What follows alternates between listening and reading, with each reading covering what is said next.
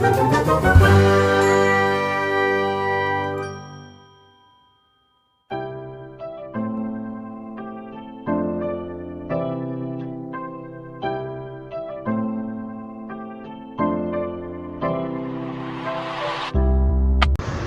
स्वागत है आपका आपके अपने YouTube channel magic math bye Randhawa sir में।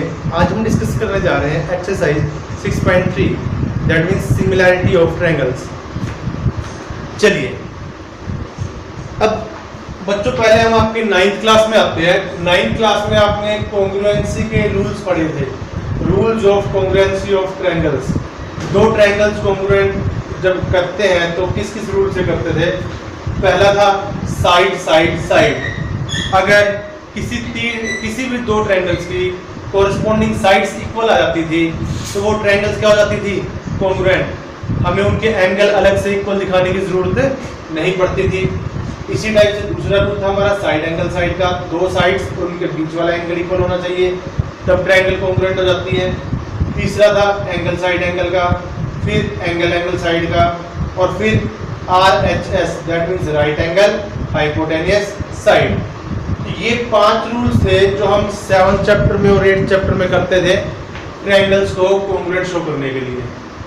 अब इसी टाइप से जब हमने अगर दो ट्रायंगल्स को सिमिलर शो करना है, देखो वैसे तो सिमिलैरिटी की डेफिनेशन क्या होती है, दो ट्रायंगल सिमिलर कब होती है, जब उनकी कोरिस्पोंडिंग साइड्स क्या हो, प्रोपोर्शनल, और कोरिस्पोंडिंग एंगल्स क्या हो, इक्वल, तभी उनको सिमिलर कहा जाता है। लेकिन यहाँ पे जैसे कॉन्ग्रुएंसी के रूल्स थे ऐसे ही कुछ सिमिलैरिटी के भी रूल्स हैं।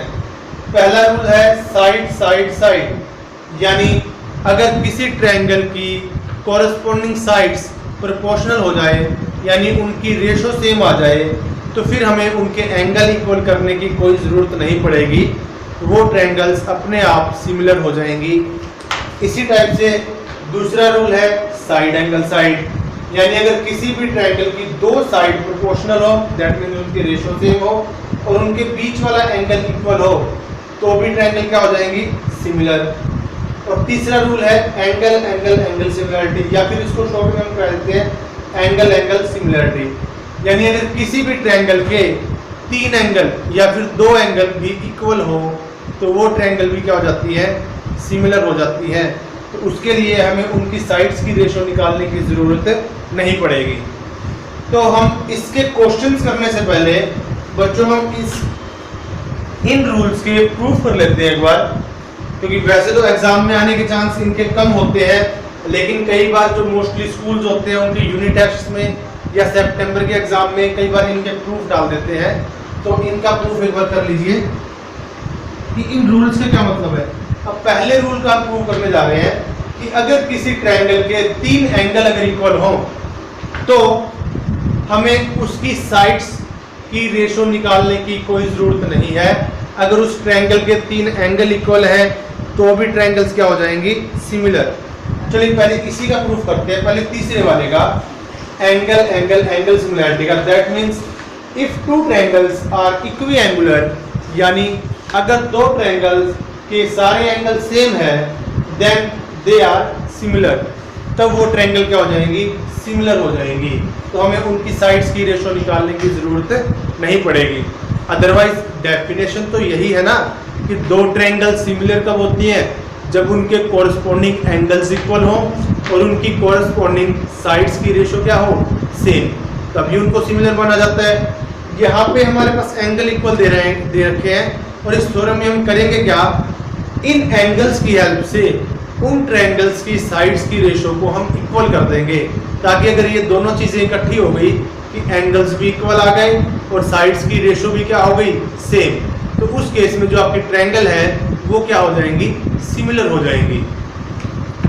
तो चलिए हमारे पास यहाँ पे गिवन क्या है, दो ट्रायंगल्स हैं ABC एंड DEF, उनके कोरिस्पोंडिंग एंगल इक्वल दे रखे हैं। कोरिस्पोंडिंग का मतलब A वाला एंगल D वाले के, B वाला सेकंड वाले के, और थर्ड वाला C वाला F वाले के इक्वल दे रखा है।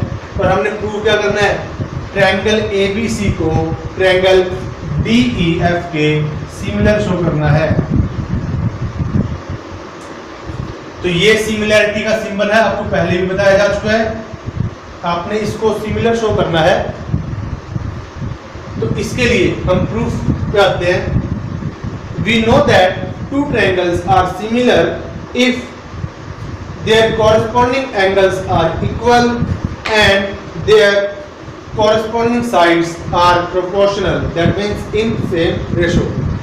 यानी हमें पता है कि दो ट्रायंगल सिमिलर कब होती हैं, जब उनके कॉरस्पॉन्डिंग एंगल्स इक्वल हो, जो कि इसमें दे रखे हैं, एंड जब उनकी कॉरस्पॉन्डिंग साइड्स क्या हो, प्रोपोर्शनल, दैट मींस उनकी रेशो सेम हो। अब we must prove that the corresponding sides are proportional.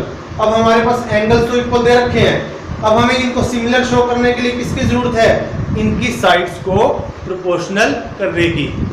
That means आपने साइड्स को प्रोपोर्शनल शो करना है।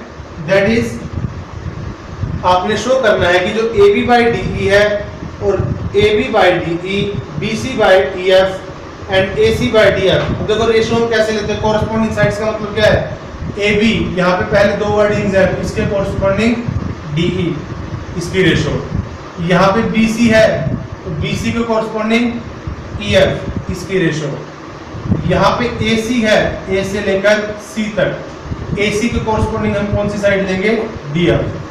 तो अगर इन तीन साइड्स की हम रेशो इक्वल शो कर देते हैं तो हमारी ट्रायंगल्स क्या हो जाएंगी, प्रोपोर्शनल हो जाएंगी। चलिए अब स्टार्ट करते हैं। For this purpose, we divide the proof into 3 parts। यानी सिमिलर शो करने के लिए हम इसके प्रूफ को 3 पार्ट्स में डिवाइड करेंगे। कौन कौन से, पहले वाला पार्ट, एक्चुअल में हम पार्ट कौन कौन से करने वाले हैं, AB और DE के ऊपर ही पार्ट्स करने वाले हैं। आपको पता है कि जो AB है या तो DE से बड़ा हो सकता है या DE के इक्वल हो सकता है, या फिर जो AB है वो DE से छोटा हो सकता है। हमारे पास ये तीन ही पॉसिबिलिटीज हैं इसकी, या तो AB DE से बड़ा होगा या इक्वल होगा या फिर छोटा होगा। हम क्या करेंगे, एक एक करके इनको उठाएंगे और उसके रिगार्डिंग ट्रायंगल्स को सिमिलर शो करेंगे। तो पहले हमने केस उठाया if AB is equal to DE। अगर AB और DE इक्वल हो जाए तब क्या होगा, बीच वाला केस हमने पहले उठा लिया, if AB is equal to DE। तो चलिए हम स्टार्ट करते हैं। Now in triangle ABC and triangle DEF, इन दोनों ट्रायंगल्स को उठा लीजिए। यहाँ पे AB DE के इक्वल है, तो यहाँ पे AB इक्वल टू DE हमने मान लिया इसको। एंगल A एंगल D के इक्वल है, एंगल B एंगल E के इक्वल है, ये हमारे पास गिवन है। तो हमारे पास ट्रायंगल ABC कॉन्ग्रुएंट हो जाएगी ट्रायंगल DEF के। कौन से रूल से, दो एंगल्स हैं और उनके बीच वाली साइड है, रूल कौन सा लगेगा, एंगल साइड एंगल, ये वाला रूल। तो ये ट्रायंगल कॉन्ग्रुएंट हो गई। आपको बताया था कि दो चीजें कॉन्ग्रुएंट कब होती है, जब उनका साइज भी सेम हो और उनकी शेप भी सेम हो, तभी उनको कॉन्ग्रुएंट कहते हैं। और सिमिलर किसको बोलते हैं, जब उसका साइज सेम हो। चलिए ट्रायंगल आपकी कॉन्ग्रुएंट हो चुकी है। अगर आपकी ट्रायंगल कॉन्ग्रुएंट हो चुकी है तो मुझे ये बताइए, यहाँ से BC किसके इक्वल आएगा, EF के, और AC किसके इक्वल आएगा, DF के। BC equal to EF and AC equal to DF। Reason क्या लिखा, CP/CT, that means corresponding parts of congruent triangles. तो अब हमारा AB आपका DE के इक्वल है, BC EF के इक्वल है, AC DF के इक्वल है। तो मुझे बताइए AB बाई DE, अब AB और DE इक्वल है तो AB को DE से डिवाइड करोगे तो क्या आएगा, 1 आएगा। BC आपका EF के इक्वल है, BC को EF से डिवाइड करोगे तो क्या आएगा, तो भी 1 आएगा। AC आपका DF के इक्वल है, AC को DF से डिवाइड करोगे तो क्या आएगा, तो भी 1 आएगा। तो इसका मतलब क्या हो गया, AB by DE, BC by EF और AC बाई DF तीनों की रेशो क्या आ रही है, 1/1। दैट मीन्स जो ये हमारी ट्रायंगल्स हैं इनकी कॉरस्पॉन्डिंग साइड्स की रेशो सेम आ गई, तीनों की रेशो सेम है ना, 1। तो अब हमारे पास क्या हो गया, इन दो ट्रायंगल्स की कॉरस्पॉन्डिंग साइड्स की रेशो सेम है और कॉरस्पॉन्डिंग एंगल इक्वल है। अगर कॉरस्पॉन्डिंग एंगल इक्वल हो और कॉरस्पॉन्डिंग साइड्स की रेशो सेम हो तो ट्रायंगल्स क्या हो जाती हैं, सिमिलर हो जाती हैं। तो सो ट्रायंगल ABC सिमिलर हो जाएगी ट्रायंगल DEF के। तो आई थिंक आपको समझ में आ गया वो बच्चों, लेकिन ये अभी इसका प्रूफ कंप्लीट नहीं हुआ है, ये सिर्फ इसके प्रूफ का एक पार्ट हुआ है। कब? जब हमने ए बी को डी के इक्वल लिया। चलिए अब हम अगले केस की तरफ बढ़ते हैं।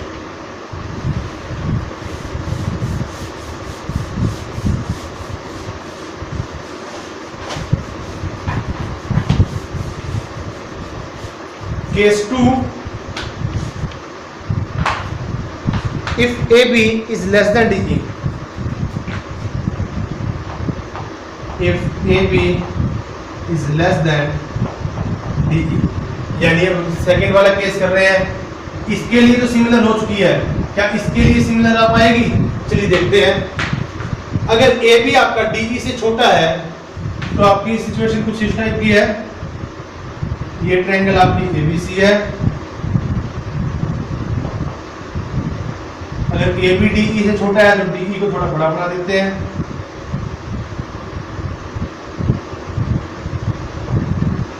DEF कुछ ऐसी सिचुएशन है, इसमें हमारे पास क्या दे रखे हैं? एंगल्स पहले से ही इक्वल दे रखे हैं। तो हमने क्या करना है? ट्रायंगल्स को सिमिलर शो करना है। यहाँ पे केस 2 लिख देते हैं। अब हमारे पास क्या होगा? अब हम क्या करेंगे? इसमें कंस्ट्रक्शन करेंगे।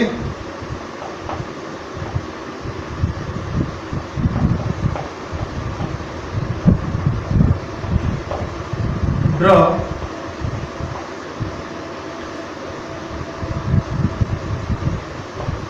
PQ parallel to EF such that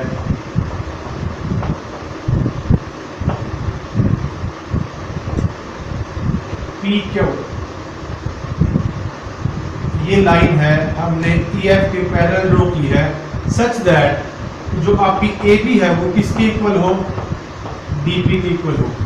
ऐसा तो हम कर सकते हैं ना, यानी जितनी लेंथ AB की है उतनी ही लेंथ DP के लिए इस P बिंदु से इस EF के पैरेलल लाइन ड्रॉ की। यहाँ तो कोई दिक्कत हो किसी को? चलिए now in triangle DEF PQ क्या है? EF के पैरेलल है। सो DP बाय DE किसके इक्वल आएगा? DQ by DF। Equation number 1, और यहाँ पे क्या लिखेंगे? Using BPT।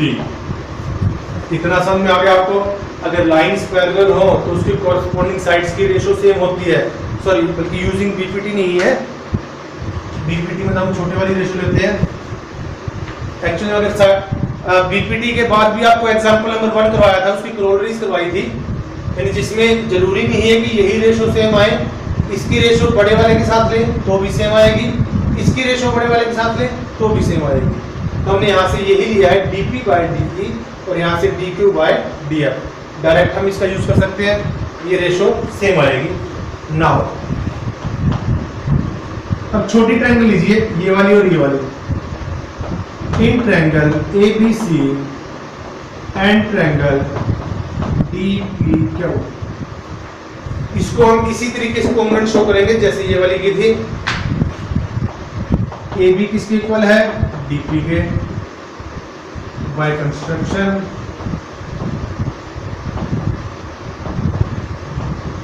Second, angle A आपका एंगल D के इक्वल है, एंगल B आपका एंगल E के इक्वल है। ये आपको हमारे पास है गिवन। सो ट्रायंगल ABC कॉन्ग्रुएंट हो जाएगी ट्रायंगल DPQ के। और रीजन क्या लिखेंगे इसका? हम एंगल साइड एंगल, बिल्कुल सेम टू सेम जैसे ये वाली हमने कॉन्ग्रुएंट शो की थी। अगर ये कॉन्ग्रुएंट हो गई तो मुझे ये बताइए AB किसके इक्वल आएगा? DP के। और AC किसके इक्वल आएगा?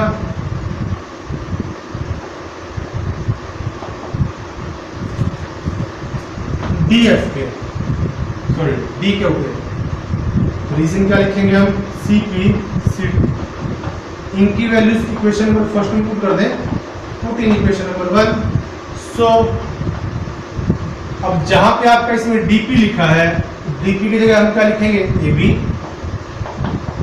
AB divide by DE is equal to DQ की जगह हम क्या लिखेंगे,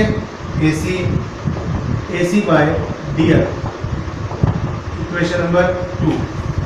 यानी AB की रेशो DE के साथ और AC की रेशो DF के साथ, ये इक्वल आ गई। आगे सिमिलरली इसी तरह से AC by DF is equal to BC by EF। जैसे हमने इन दो साइड्स की रेशो सेम की है, ऐसे ही AC की DF के साथ और BC की EF के साथ रेशो क्या आएगी, सेम। उसका रीजन हम क्या देंगे, जैसे ये तो हमने इसके यहाँ से ये पैरेलल किया ना, देखो अगर BC के अकॉर्डिंग पैरेलल किया तो इन दो साइड्स की रेशो सेम आई। अगर हम इसको AB के अकॉर्डिंग पैरेलल करते हैं तो रेशो किसकी सेम आती, AC और BC की, फिर आता AC बाय DF और BC बाय EF, बिल्कुल सेम टू सेम। सिमिलरली उसमें ये ट्रायंगल इस छोटी के कॉम्पोनेंट आती, ये वाली प्रॉपर्टी हम इस ट्रायंगल में यूज करते हैं वगैरह वगैरह। तो यहाँ से so AB by DE equal to AC by DF equal to BC by EF and angle A equal to angle D, angle B equal to angle E and angle C is equal to angle F। यानी अब हमारे पास corresponding sides की ratio भी same आ चुकी है और उसके कोरस्पॉन्डिंग एंगल्स भी इक्वल आ चुके हैं। अब रेशो भी सेम है और इनके कोरस्पॉन्डिंग एंगल्स भी इक्वल है। सो ट्रायंगल ABC सिमिलर हो जाएगी ट्रायंगल DEF के। तो यानी ये वाली ट्रायंगल DEF के सिमिलर होगी। सिमिलर तभी होती है जब कोरस्पॉन्डिंग साइड्स की रेशो सेम हो और कोरस्पॉन्डिंग एंगल इक्वल हो। यानी जब आपने AB को DE से छोटा लिया तब भी हमने ट्रायंगल को क्या शो कर दिया, सिमिलर शो कर दिया। इसके बाद अभी एक केस बचा है, अगर आपका AB DE से बड़ा हो, यानी अगर AB DE से बड़ा हो तो क्या होगा।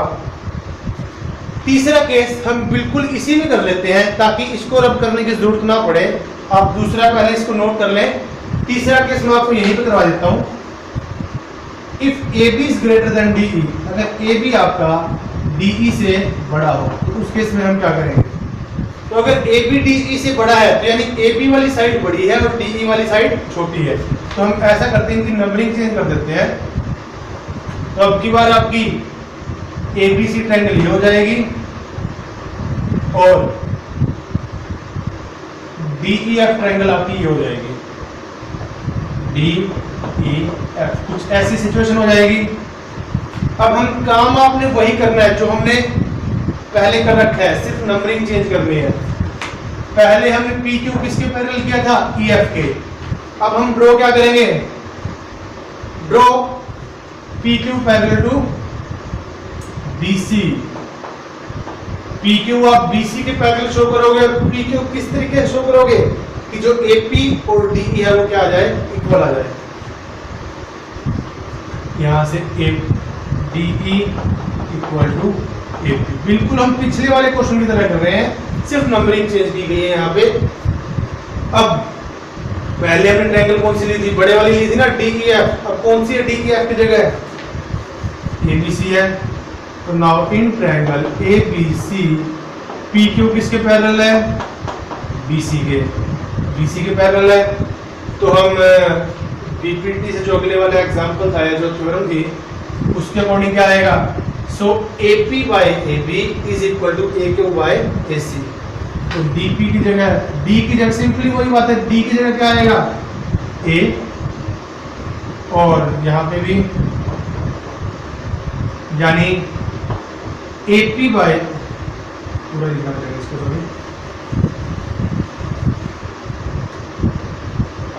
AP by AB is equal to AQ by AC। Equation number 1। इतना क्लियर है। अब हम आगे क्या करेंगे, अब हम छोटे वाली ट्रायंगल्स लेंगे। जैसे पिछले वाले क्वेश्चन में छोटे वाली ट्रायंगल्स ली थी हमने, ट्रायंगल कौन सी ली थी, ABC और DPQ। लेकिन अब की बार ABC तो बड़े वाली है, तो हम ट्रायंगल कौन सी लेंगे अब यहाँ पे, ABC की जगह आ गई है DEF और DPQ की जगह क्या आ गई है, APQ। अब यहां से DE किसके इक्वल है, देखिए AP के। DE की जगह हम क्या लिखेंगे, DE equal to AP, reason by construction. Angle D angle A के इक्वल, सिर्फ नंबरिंग चेंज कर देते हैं बस। ये भी आपको सिखाया गया होगा कि अगर ये ट्रायंगल पहले नंबर पे है तो इसकी साइड पहले पे आनी चाहिए, और ये ट्रायंगल सेकंड वाली की साइड सेकंड वाली की तरफ। यहाँ से angle D equal to angle A and angle E equal to angle B given. So यहाँ से DEF और APQ ये ट्रायंगल कॉन्ग्रुएंट हो जाएंगे। Triangle DEF congruent to triangle APQ। अगर ये ट्रायंगल कॉन्ग्रुएंट होंगी तो मुझे ये बताइए DE किसके इक्वल आएगा, AP के।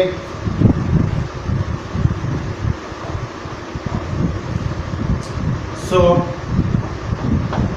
DE equal to AP and दूसरा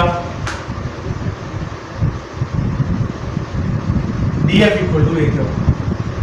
DF equal to AQ CP CT। अब यही वैल्यूज हम किसमें रखेंगे, इक्वेशन नंबर 1 में। तो जहां पे आपको AP दिख रहा है AP की जगह हम क्या रखेंगे, DE। तो सिचुएशन आपकी क्या हो जाएगी,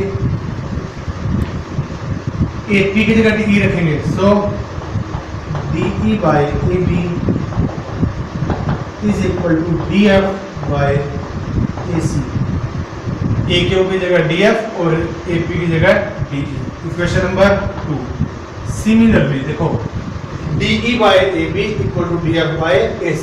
इसी टाइप से DF बाय AC किसके इक्वल आएगा, EF बाय BC के। सिमिलरली करके लिखा हुआ है। Similarly DF by AC is equal to EF by BC। तो इसको आप इक्वेशन नंबर 3 नाम दे सकते हैं। अब या इन दोनों को कंपेयर कर लीजिए। सो यहां से क्या आएगा, सो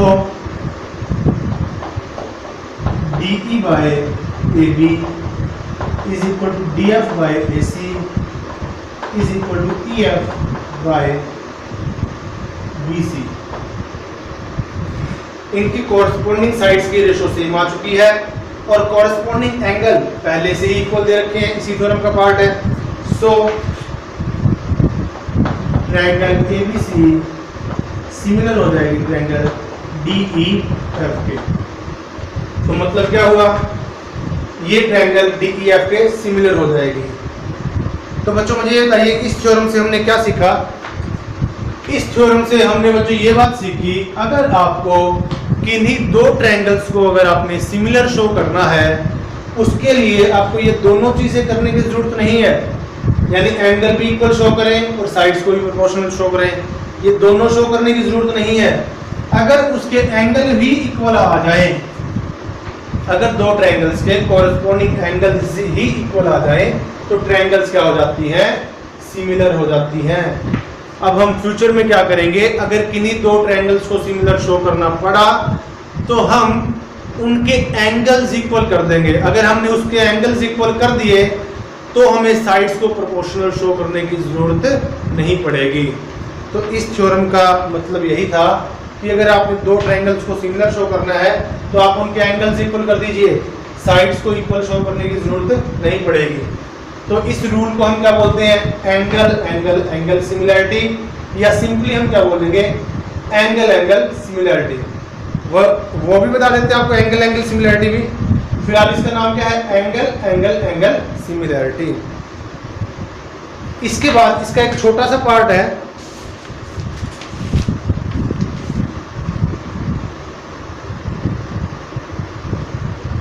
एंगल एंगल सिमिलैरिटी, इसी में इसको रब कर देते हैं।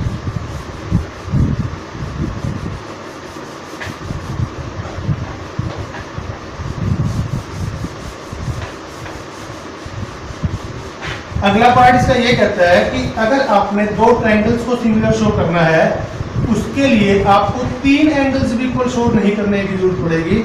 आपको सिर्फ तीन में से दो एंगल इक्वल कर दीजिए, तीसरा तो अपने आप इक्वल हो ही जाएगा ना। आपको बताते हैं, जैसे सपोज थोड़ी देर के लिए मान लीजिए ट्रायंगल्स के दो एंगल इक्वल दे रखे हैं।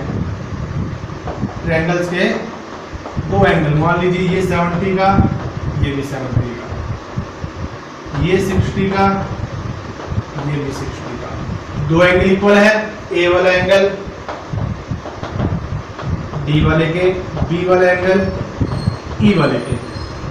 तो रूल तो हमारा एंगल एंगल एंगल का बनाया था हमने कि अगर तीनों एंगल होंगे तभी सिमिलर होगी, वरना सिमिलर नहीं होगी। लेकिन इसमें तो दो ही एंगल है। अब बच्चों एक बार इसको जरा ध्यान से देखिए, ये 70 का है, ये 60 का है, तो ये एंगल कितने का आएगा? इन दोनों को प्लस करके 180 में से माइनस कर दीजिए 50 का। इसी टाइप से ये एंगल एफ वाला एंगल कितने का आएगा? इन दोनों को प्लस करके 180 में से माइनस कीजिए। तो अगर ये दो एंगल इक्वल है तो आपको तीसरे एंगल को तो चेक करने की जरूरत भी नहीं है, तीसरा एंगल तो अपने आप इक्वल आ जाएगा। तो तीसरा तो हमने काम का फालतू का एंगल ले रखा है, तो हम तीन एंगल की बजाय अगर हम दो एंगल भी इक्वल शो करते हैं तो ट्रायंगल क्या हो जाएंगी? अपने आप सिमिलर हो जाएंगी। मेरे ख्याल से बच्चों आपको समझ में आ गया होगा। तो हमारा पहला रूल ये है सिमिलैरिटी का, अगर हम ट्रायंगल्स के किन्हीं भी दो एंगल्स को इक्वल शो कर देते हैं तो ट्रायंगल्स का सिमिलर होना पक्का है 100%। Is that clear? और इससे आगे बढ़ने से पहले मैं आपको एक रूल याद करवा देता हूँ 9th क्लास वाला, कि जैसे 9th क्लास में थ्योरम्स वाले टॉपिक थे, उनमें इनकी जो नंबरिंग होती है वो इम्पोर्टेंट होती है। इसी टाइप से सिमिलैरिटी पे भी नंबरिंग इम्पोर्टेंट होगी। नंबरिंग का मतलब मैं आपको ये बता देता हूँ थोड़ा सा, कि बाय चांस ये DEF ट्रायंगल है, ये एंगल 70 का है, यहाँ पे ये वाला एंगल 70 का है, F वाला, ये 60 का है, यहाँ पे ये वाला 60 का है। तो मुझे ये बताइए एंगल A किसके इक्वल है? एंगल F के। एंगल B किसके इक्वल है? एंगल D के। तो C वाला किसके इक्वल आएगा? वैसे ऑफ कोर्स है E के इक्वल आएगा, ये 50 का बनेगा ना। तो मुझे ये बताइए ट्रायंगल ABC क्या DEF के सिमिलर होगी या EDF के या फिर FDE के? अब आप ये मत कहना सर एक ही बात है, एक बात नहीं है। ये हाथ इसके तो सिमिलर हो सकता है, लेकिन अगर हम इसका ऑर्डर चेंज कर दें, यानी अगर ये वाला हाथ इसको मैं पलट दूं तो क्या इनकी शेप सेम रहेगी? बिल्कुल भी नहीं। ये देखिए अंगूठे अलग अलग हो गए हैं इनके। तो सेम शेप भी सेम तभी रहती है जब उनका ऑर्डर सेम होता है, जब उनका ऑर्डर सेम हो। इस चीज़ का ध्यान रखेंगे। तो यहाँ पे हम ये नहीं कहेंगे कि ABC ट्रायंगल DEF के सिमिलर है, DEF के सिमिलर नहीं है। नंबरिंग का ध्यान रखिए, A की जगह क्या आया है? F। A की जगह क्या है? F है। B की जगह क्या है? D है। और C की जगह क्या है? E है। तो ये ट्रायंगल ABC यहाँ पे FDE के सिमिलर होगी अगर हम इसके एंगल चेंज कर देते हैं। तो यहाँ पे आगे आपने फ्यूचर में इनकी नंबरिंग का ध्यान जरूर रखना है। अगर नंबरिंग आपने गलत कर दी तो आपका क्वेश्चन भी गलत हो जाएगा। तो मेरे ख्याल से आपको बच्चों समझ में आ गया होगा। चलिए बढ़ते हैं अगले क्राइटेरिया की तरफ।